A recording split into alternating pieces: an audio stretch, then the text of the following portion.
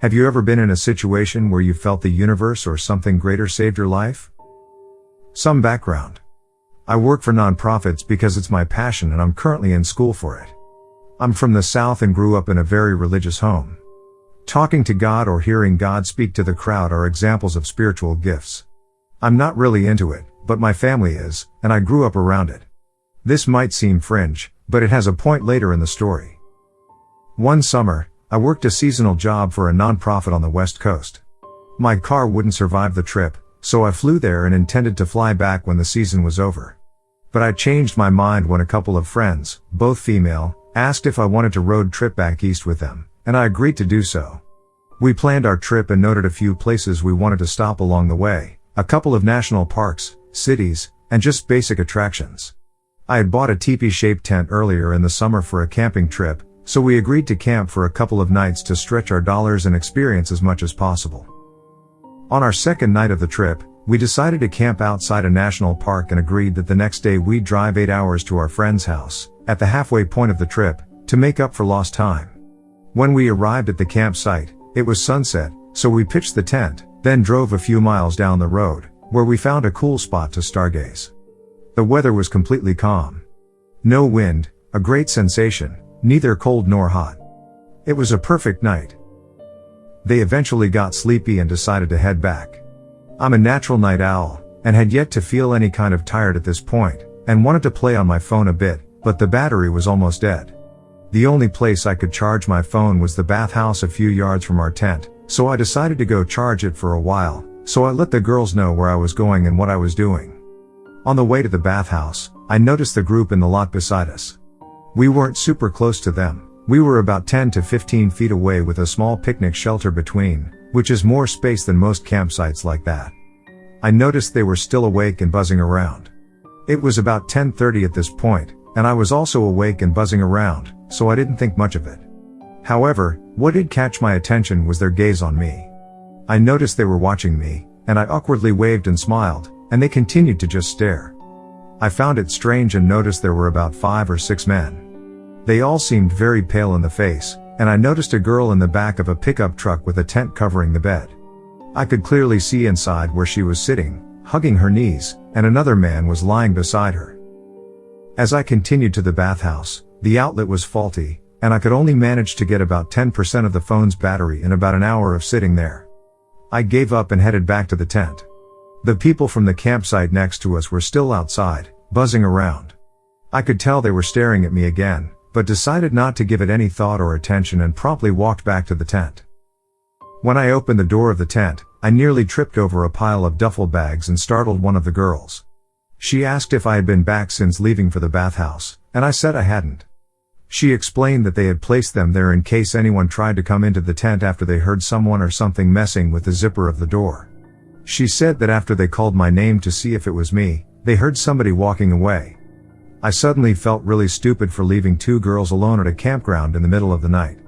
I apologized and laid down on my pallet and played on my phone till it died. The last thing I remember the time being was around 1:15 a.m. I tossed over and closed my eyes to try and sleep. The air was still and stale, so I had a hard time getting comfortable. As I finally dozed off, I heard footsteps outside the tent and got up. "Hello?" There was no response. I looked around the walls of the tent to see if the campground lights had cast a shadow of any sort. There was nothing.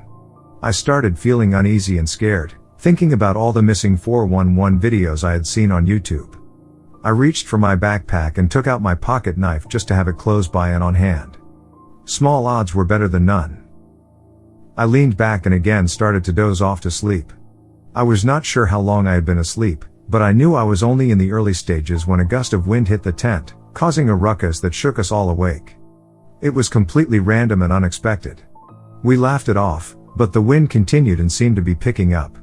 The flaps of the tent started making whipping noises, and we all tried to sleep through it till the wind started to blow the tent over.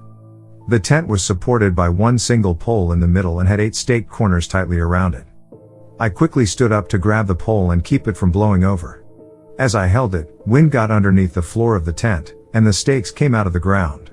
The girls started grabbing anything with weight to lay at the edges of the tent so the floor would stay put, but nothing seemed to help the situation. As they were trying to weigh the tent down, I noticed the shadow of a man outside the tent briefly. It was like he was walking around and then walking away from us. This scared me, but I decided not to make the situation worse and kept it to myself. The wind kept going and going, and I couldn't tell what was what. Did I see another man, or was it just the wind blowing a tree?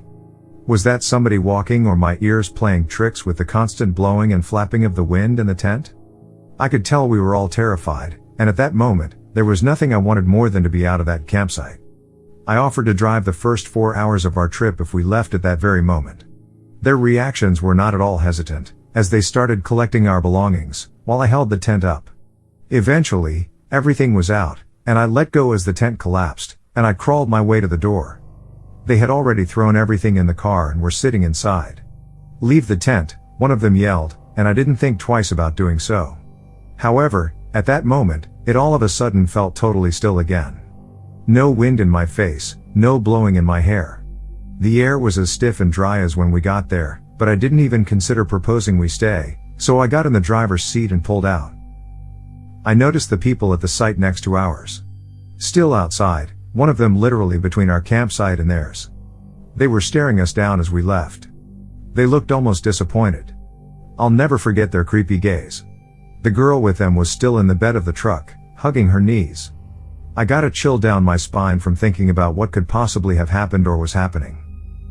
Once we got out of the campsite, our mood lightened up, and we started talking about the situation. One of the girls said she had felt uneasy since we had gotten there.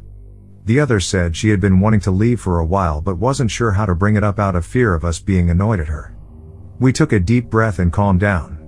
We didn't know if there was any danger, or not just an uneasy gut feeling we all shared, which was reason enough to leave. We stopped at a gas station about half an hour away, and I checked my phone, which had been charging while I was driving. I noticed 5 missed calls and a couple texts from my mom.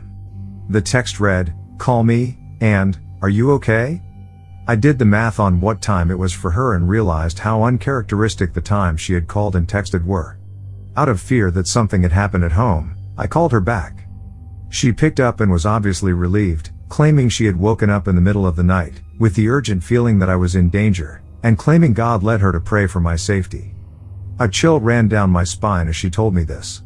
She had claimed similar things before, but always with context, like after a car wreck I was in. But she had no clue about anything. I hadn't even told her we were camping that night. I told my friends about it, and they all sat quietly for a moment, just how crazy it was. All 3 of us shared a gut-wrenching feeling to get out of that campground, and my mother, 2,000 miles away, had that same feeling and an urgency to do whatever she could about it. Be it God or be it the universe, I believe the wind saved my life that night.